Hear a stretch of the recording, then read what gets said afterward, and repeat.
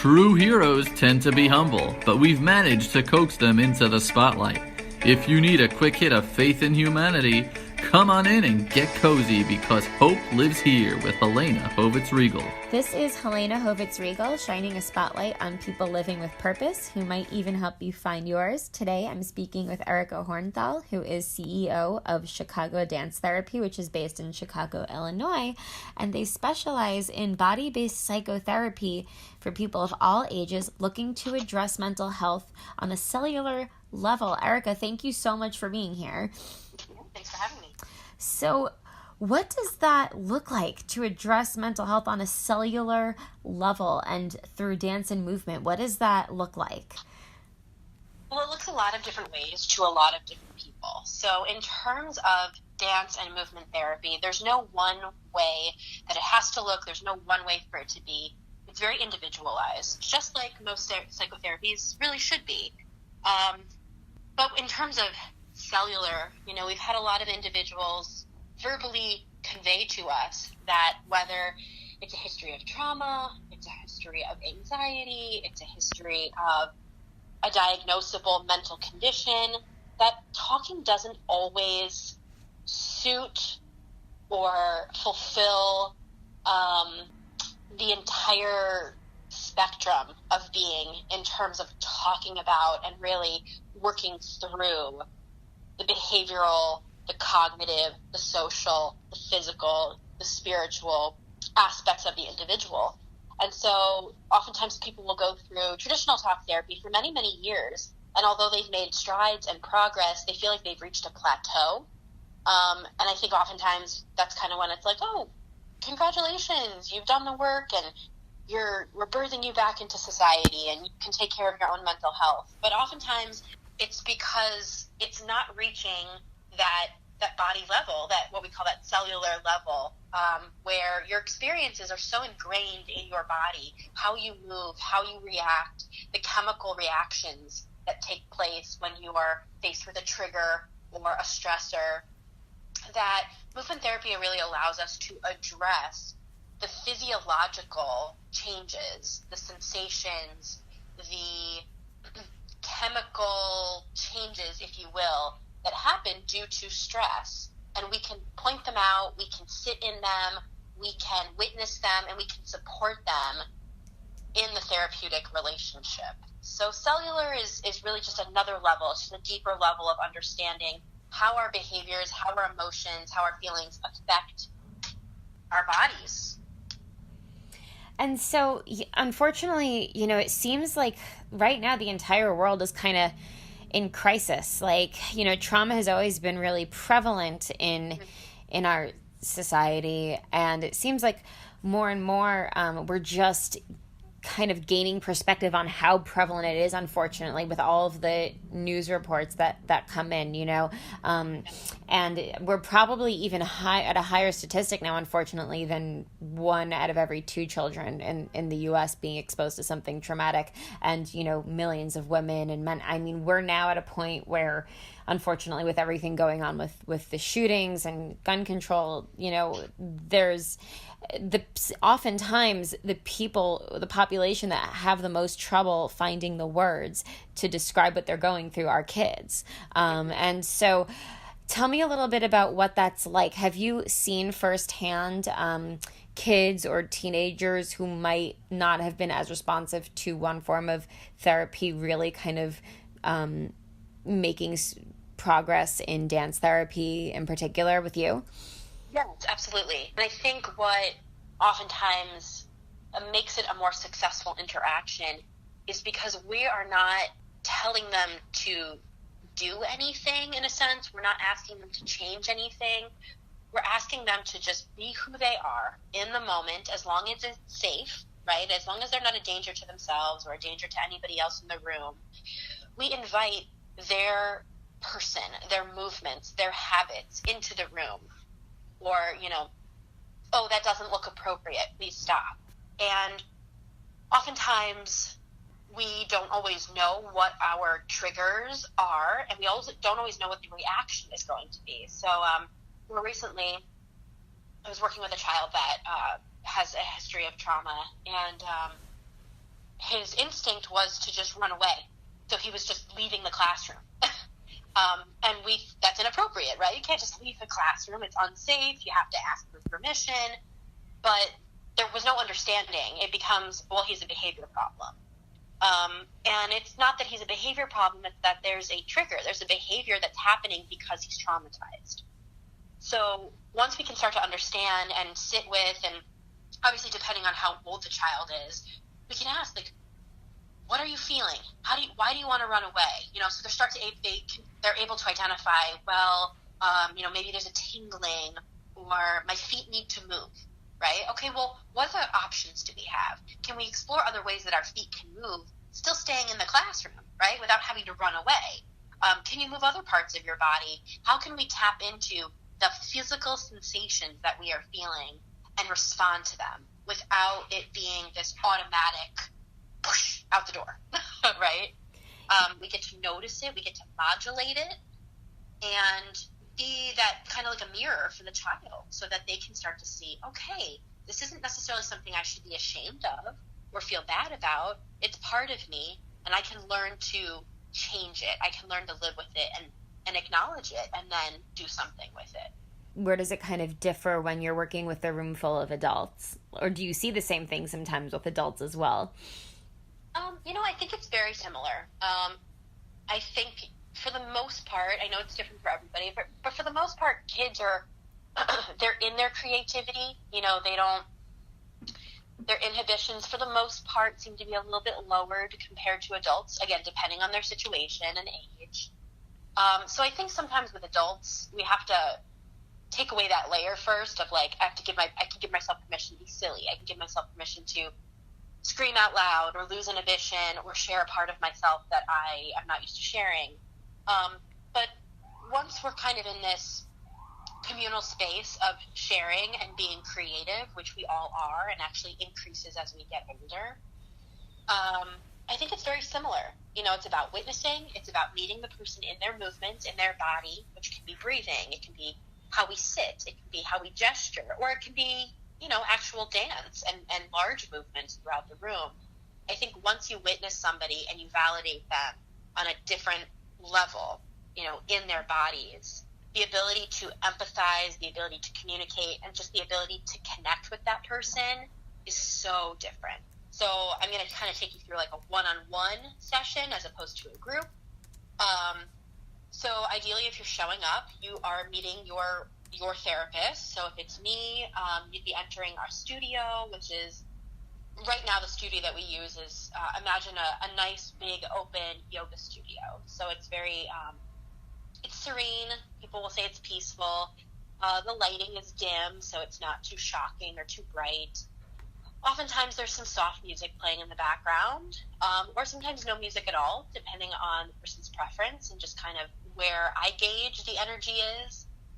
If the person seems easygoing and at peace in a sense of like talking about what's going on and they've had experience with therapy, it's a little bit more easy and gentle in its approach. And then there, might be an individual that walks in that's never done this before, has never talked about their experience, and from the moment they enter the room, there's hesitation, there's trepidation, there's a little bit of unsureness kind of in the body, maybe in the shoulders or in the core of the body. And so we just take that into account. And we might talk a little bit just to see how the day is going, how physically we're feeling, how emotionally we're feeling. And more often than not, if somebody does not have any experience moving in the body, and even if they do, we'll start with something we call a body warm-up, which to the naked eye could very easily look like a dance warm-up. We go from our head all the way down to our feet. The difference is that I'm not telling the person what to do. So it's not a, look to the right, look to the left, look to the right, look to the left. It's not a count of 8. It's a very slow, or can be a very slow, self-guided body warm-up. And so I will ask the individual to pay attention to their head, their neck, and allow yourself to move that. And the movement might be very slight, or it could be a stretching, it could be, a manipulation of the hands, maybe they're massaging a part of the body. And so slowly we just start to bring the body awareness into the room. And like I said, it goes all the way down. So imagine, all the way to your fingertips, between your toes, until we have this sense of oneness, this sense of like, okay, my whole body is in the room. And then oftentimes we'll just start with, how was that? What did you feel? And sometimes people will report feeling, lighter, looser, warmer. Other times people will say, it's bringing up stuff. It's bringing up anxiety. I feel uncomfortable. And then that's a way for us to start, right? So how do you know you're feeling uncomfortable? Where do you hold your discomfort? Can you show me what that looks like, either through the body, or is it a rhythm, right? Is it a tapping? Is it a fast heartbeat? Is it a heaviness?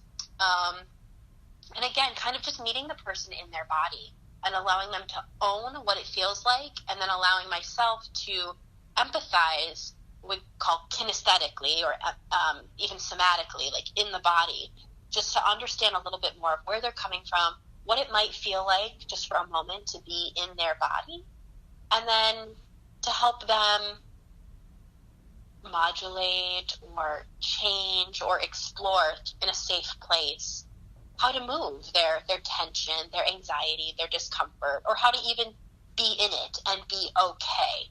Grief, loss, we rarely ever talk about the actual incident. It's not a reliving. It's not a let's talk about what happened to you so we can work through it.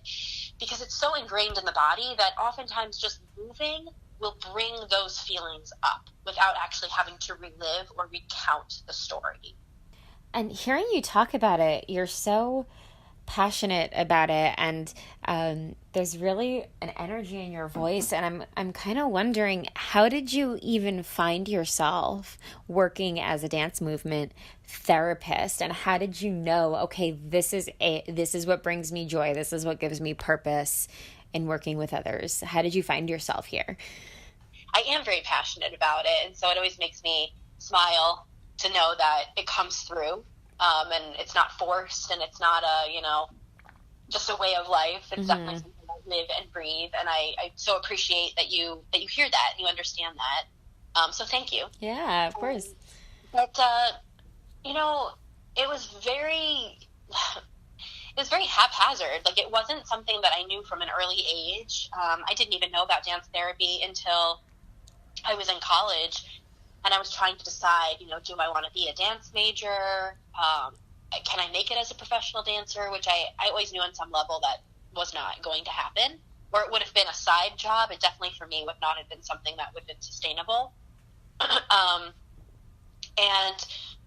when I was in college, I started taking some psychology classes. And I had a professor that said, you still want to hold on to your dance. I see that you're very interested in psychology. You should consider being a dance therapist. And I had no idea what that was. She's like, go home, Google it, go to your dorm room, Google it, let me know what you think. And I did. I researched it. I found the American Dance Therapy Association, and they're our governing body, and so they are in charge of board certification and keeping our registries up and keeping our ethical, laws, guidelines, bylaws, all that good stuff. And all the information that I needed was there. I found a program that I thought I would want to get my master's in, because dance movement therapy, for the most part, is a master's degree. So once you have your bachelor's and you're thinking about becoming a dance movement therapist, you kind of have to decide where you want to go for your master's program or how you want to piece that together. And that was it. I mean, I was like, oh, this is great. I don't have to let go of dance. I can also be a therapist, because I just really wanted to help people. I can talk for hours, and I enjoy listening to people. So it felt organic. It felt right. Let's say that the average person is at work, at their desk or at home, or they're in, their bedroom in the morning or at night, and they're feeling really anxious. Is there kind of a little piece of dance or movement therapy that you could break off that people might want to try, kind of in their everyday lives, even if they aren't able to, fly out to Chicago and get in the same room with you? Is there anything that they can kind of do but practice on their own? Yeah. Well, first, there is a really nice conglomerate of dance movement therapists in New York and New Jersey. So, and actually all over the United States. There are a lot of really techniques that people can start to incorporate into their lives that I think we as dance movement therapists wish everybody did. Just with technology the way it is, and like you said, there's so much violence, and we're just not as self-aware as we used to be. We're not as in our bodies as we once were, like even just centuries and centuries ago, because we don't really have to be, because there's so much convenience, right? There's so many things out there that kind of do it for us and tell us what to do, which is great. But I think sometimes it's really just about starting with awareness. And so what I'll tell people is either at the beginning of the day and or the end of the day, or throughout the day, just so that you start paying attention to those body signals, right? Allow yourself to take stretch breaks. Learn what it's like to breathe, right? And that's not just like take a deep breath, but really start to notice your breath, where you carry it, if it's shallow, right? Working on like moving it, how to make it a little deeper. There are breathing techniques out there that actually allow you to tap into that vagus nerve, which actually signals the parasympathetic nervous system, which calms us down. And that's not a dance movement therapy specific thing, but you can look it up on the internet. I think it's called 4-7-8 breathing. Mm-hmm. I've done that. Yeah. I love that one. So, just start to increase your body awareness, changing your posture, shifting.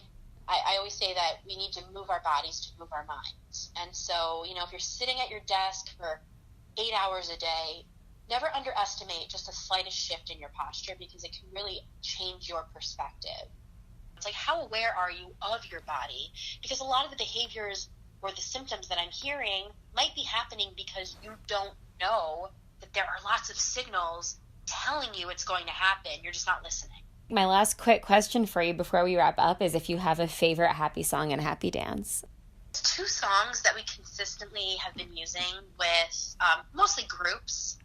We call it, one song we call it our magic song. It's My Girl by The Temptations. It just seems to put everybody in a good mood. It truly matches like energy, whether you're really high or really low. Everybody just can kind of come together. So I think that it's not my favorite song, but it's a happy song for me because of the associations that I have with it now. And also Somewhere Over the Rainbow. But there's a version by Israel K. It's the like Hawaiian version that people are used to hearing on like movie soundtracks. Yeah. It's a mix between that and What a Wonderful World. So that song, it just, to me personally, it calms me down. It puts me at ease. My happy dance is anytime that I get to spontaneously dance with my daughter. She loves to watch Disney, and in the morning, like a song will come on, and she's like, "It's our song, Mom. Let's dance." And so it's not a choreographed dance by any means. Like, right. She takes a turn, and then I take a turn, and then we dance together. So I think like right now that's my happy dance. Very cool. Well, Erica, tell people before we go who want to learn more about what you do and how they can contact you, where they can find you, and what the best way to get in touch with you is, and what your presence is like online. So they can always reach us on our website. It's www.chicagodancetherapy.com. We are on Instagram, so you can find either one word Chicago Dance Therapy, or Twitter, it's CHI Dance Therapy. And did I reach them all? I think. Oh, and Facebook, Chicago Dance Therapy on Facebook. And then if you go to the website, our emails are listed, phone numbers listed, so people can contact us. And I personally I try very hard to get back to people within 48 hours at the most, because usually people are looking for resources, and sometimes they come to us because they've exhausted all their others. And so I think it's really important that people are tended to as soon as possible. So yeah, if they reach out to us, they will most definitely hear from us pretty quickly. Perfect. Erica, thank you so much again for chatting with me today. My pleasure. Thanks for thinking of me and highlighting dance movement therapy. Absolutely. Well, this is Helena Hovitz-Riegel shining a spotlight on people living with purpose. I hope you got your fix here on A Hit of Happiness. But if you need more positive vibes, head to helenahovitz.com, find me on Facebook or Twitter. And of course, I also wrote a book. In the words of Harvey Milk, you can't live on hope alone, but without it, life is not worth living, and you gotta give 'em hope.